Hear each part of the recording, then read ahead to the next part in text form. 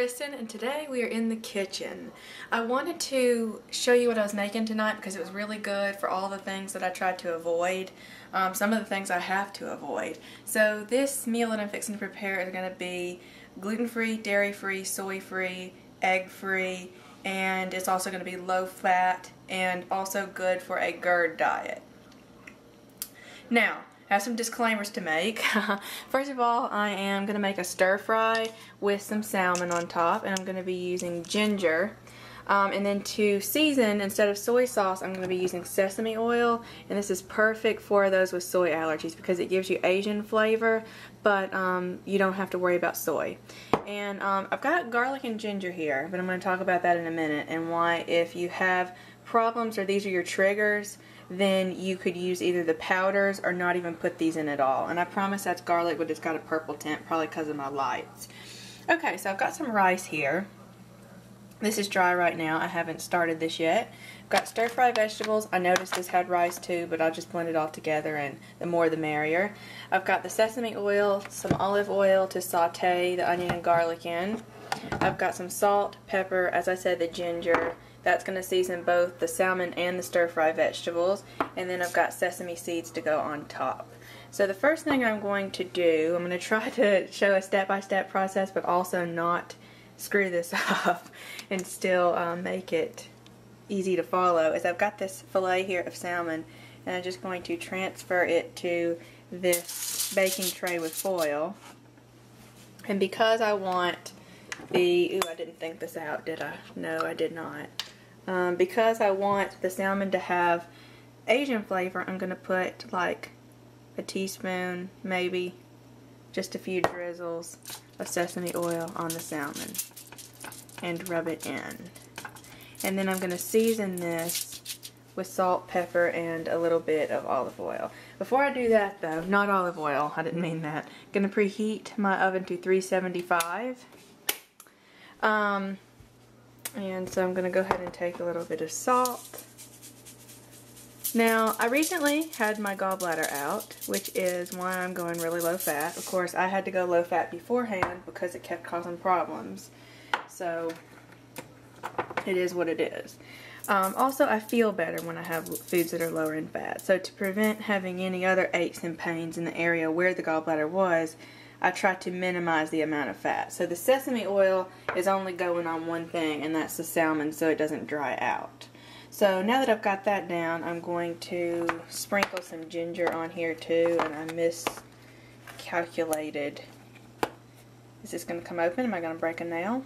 Probably so. Probably all of them. Okay, so my teaspoon. This, y'all gonna be comatose. Y'all gonna be, it's basically I've just got some garlic powder, ginger, gosh guys, I'm sorry, ginger, and I'm sprinkling it across the salmon. So anyway, now that is going to go in the 375-degree oven for about 20 minutes, however long it takes to be fully cooked and flaky. And then I'm going to move on to the rice. Maybe I'll quit calling stuff the wrong ingredients by this time. But, so what we're going to do with the rice is I wanted to give it like kind of a Brazilian style flair to it because I like Brazilian food and I like the way that they tend to do their rice that they tend to make on a daily basis. How many times can I put tend into one sentence? Anyway, I've got onion and garlic, as I said before, and I'm using this to flavor the rice before I get it to cooking. But you don't have to use those. I've found that since I've had my gallbladder out, my GERD is a little bit better, so I don't have as much reflux or anything, and onion and garlic don't bother me in small amounts. But if they bother you, by all means just leave them out or use onion and garlic powder instead of the actual food themselves. So I've got olive oil, and I'm about to go in to this pan and put about a teaspoon or maybe even half a teaspoon, just enough that I have enough to saute both the onion and garlic. Now here, for a half cup of rice, I've only cut up about 2 to 3 tablespoons of onion, and that's only a half a clove of garlic. And I promise again, it's not supposed to be purple. So I've turned this on to medium-low, and I'm going to let that heat up, and then I'm going to saute the onion and garlic, and then I'll get the rice started. Okay, so now the onion and garlic is in here. I've just tossed this in. And I'm going to saute this just until the onion is translucent. And then I will continue with the rice process. So that was plenty of oil. I only put about a half teaspoon in there. And that should take care of all the onion and garlic. So I'm going to let that go for just a little bit. Then I'm going to add the rice in and then add the water and then cover and cook. That should only take about 20 minutes to cook this rice. So everything should kind of be done at about the same time. So if I have a half cup of rice, I'm going to add a cup of water to the pan when all this is done cooking. So just kind of on a side note, well, it's not really a side note, but while I cook away here, I wanted to talk about the fact that a lot of these things are not by choice for me. The gluten-free part is not by choice. I'm intolerant. Dairy, I can do a little bit of, but it's not advisable, if that makes any sense. So I'd rather not. And then egg, again, I'd love to put in Asian. I'd love to make fried rice, but I've got an allergy to egg as well. And then soy, I'm highly allergic to. So you can pretty much forget traditional Asian restaurants of any kind, unless they can cooperate with me and kind of accommodate me, which a lot of them do, by leaving soy out and using other sauces. So I'm not feeling like there's enough oil in there, but I can always add more, so I'm going to add just another little drizzle. I can add more, but I can't take away, unfortunately. So I'm going to let that go for just a little bit longer, and then I will get back to you. So now I've got the water and the rice in after the garlic and onion turned translucent. So I put that in. Now I'm waiting for that to come to a boil so I can turn it down, cover, and simmer for about 20 minutes. So the next thing I'm going to need to do so that everything's ready at once is to get the stir-fried vegetables ready. So okay, so now the rice has come to a boil. I am going to put the lid on and turn this down to simmer. And so the next thing I wanted to show you was the stir-fry vegetables. You can see it says it's got rice in it, but there's just like tiny little, I mean, that's not enough. That's not enough for me anyway. So I'm going to put this into this saucepan, and we're going to kind of steam them over here. So, oh, there's more rice on the bottom than I thought. Now, you will need a little bit of oil for this unless you want to keep adding water. If you wanted to go super low fat, which again here is the theme, you could just add water to this and then cover it, and then the steam that, you know, goes up onto the lid and falls back down would keep steaming it. Or you could add a little bit of oil, but because I want the flavor to be everywhere in this, I'm going to add a little bit more sesame oil to that. So I'd say I could spare probably about a tablespoon. And I'm just going to give that a good stir around. And I'm going to leave this on simmer as well as soon as everything gets coated in the oil. And before I do that, though, I'm taking another teaspoon of ginger. And I'm just going to, it's caking on me. I'm just going to spread that all around. Just trying to cake. Anyway, so that's what I'm going to do with that. So as soon as all this is kind of coated in the ginger powder,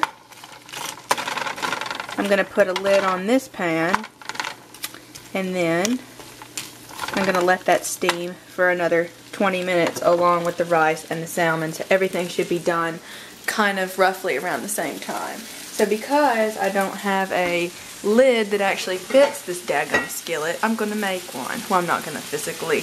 I'm going to improvise. So I'm going to just set this on top. This eye, for me, tends to be hotter than all the others, so I'm going to try to turn this down as low as possible. And then my rice is going, and then my salmon is in here looking pretty good. So now, it's just a waiting game, and I'll get back to you when everything has started to come together and show you how I assemble and prepare it. No, present. Present, that was the right term. Dang it. Okay, so salmon is done. I'm right about to pull it out of the oven, so I'm going to go ahead and turn the oven off. Everything's coming together. The rice is nearly done too. I'm just waiting for all of the moisture to come out. Over here I've done something different, and I wanted to tell you exactly what I did. It was really bland with just ginger, so I added some salt and pepper to my taste, whatever I wanted. And then if you notice, it's got like a brown color here and there. Oops, sorry, fogging up the camera. It's got a little slightly brown tint to it, and actually before you freak out, I've put cocoa powder in there. Now, I know this sounds crazy, but in Asian seasonings, Asian seasoning packets, cocoa powder is one of the main ingredients. So what I did, and makes it just does something to it. So here I mixed together a teaspoon of cocoa powder, unsweetened, a teaspoon of sugar, and a teaspoon of onion powder, and I blended all that together with a little bit of water so that it was like a soupy mixture, then drizzled it over the stir-fry mixture, then gave it another minute and it was thickened. And so now it has a really, really good flavor. So I'm just going to let that sit, and I'll put that down below. Ooh, that was real smooth. Smooth moves, Kristen. So I'll put that down below if you're interested in the cocoa powder thing. Otherwise, you can just buy an Asian seasoning packet if you'd rather, but I actually think that making it yourself is just as easy. And I find sometimes with the seasoning packet you don't use all of it, and so it kind of ends up being a waste. I guess you could use it next time, but to me, I just mix it as I go, and I didn't get all the lumps out of that because I was in a hurry. I'm just really hungry, that's all there is to it, really. Another one thing I wanted to mention was the ginger. Ginger is really good for reflux. And a lot of people are like, wow, no it isn't. If you read about it, actually it really is. It's also really good for side effects of reflux, like nausea and upset stomach. So, or even if you've got nausea from a different cause, ginger is really good for it. It's got a little bit of a kick, obviously, but it's still really good for you. So everything is coming together. Here is my salmon out of the oven, and I'm going to get a fork so I can show you that it is, in fact, flaky. If I can get my hand out of the drawer. This is what happens when you don't have a cameraman and you're going it alone. So basically, it's flaky and nice, and we know it's cooked. It's really juicy. So yeah, we're going to just assemble everything here in a few minutes because I'm still waiting for the water to come out of the rice. So, I don't know. Okay guys, so I just wanted to make a really quick disclaimer while the food's in there cooking. You saw the frozen vegetable stir-fry packet that I used and what it had in it. And you may not be able to have what I was able to have. I mean, we're all different with GERD. Everybody, what their triggers are, it's just all different. I'm fine with carrots, cauliflower, and broccoli. So that's why I bought that one, but I'm not okay with bell pepper of any kind. So I think there was a few little pieces here and there in mine, but I just picked them out. And you can do that. I mean, you might have to shop around for stir-fry packets that you can have. It just depends on the vegetable. Like you can find some with zucchini, some with just different, more neutral vegetables. And then even if you had to, you could chop some up fresh, you know, the more alkaline vegetables, and put those in a stir-fry. So it's whatever's not a trigger for you and whatever you know that you can eat and feel fine after. I just wanted to put that out there. And again, with the garlic and onion at the beginning, if even the powders are not okay with you and trigger your GERD, then by all means leave it out and just let that, you know, be bland. You could even put some chicken or beef broth, depending on what kind of meat you use in a stir fry. You could boil the rice in that so it has more flavor.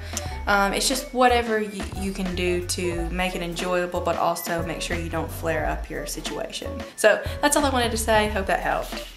Okay, so we're finally putting everything together. What I did was I served myself a little bit of salmon on a plate.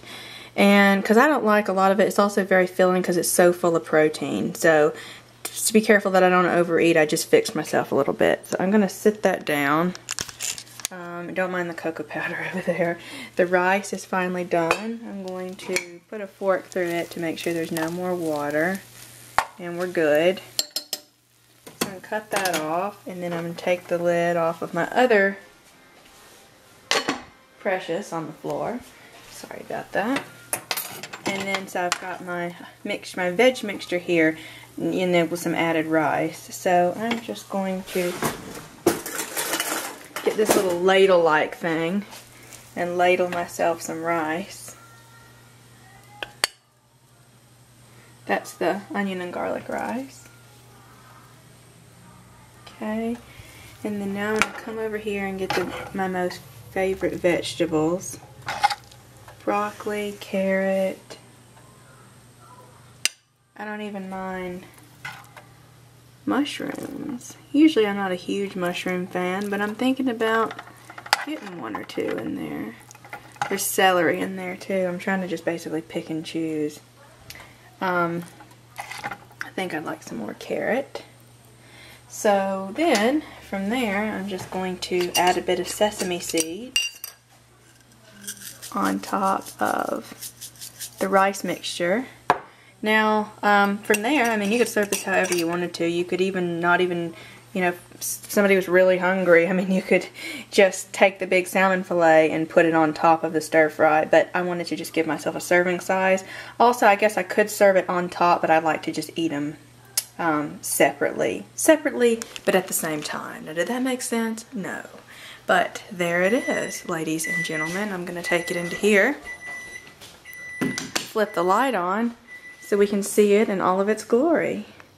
So I think it looks really good. I'm excited. I know it's going to taste good. It's got all my vegetables. We've got protein here. We've got a lot of nutrients here in this one dish. So it's gluten-free, dairy-free, and all those other good things. So make sure that we feel well and the food we eat doesn't make us sick, because that's never fun. So I'm going to sit down here and edit and maybe get some other videos done whilst I enjoy this. So I really hope you've liked this video, and let me know if you'd like to see anything else like this again. I know it was really disorganized and not very well put together. I thought I was on top of things, but once I started trying to go at it, I was like, no, this is all wrong. Hopefully it was still entertaining and good and you got some use out of it, and thanks for watching. I'll see you next time.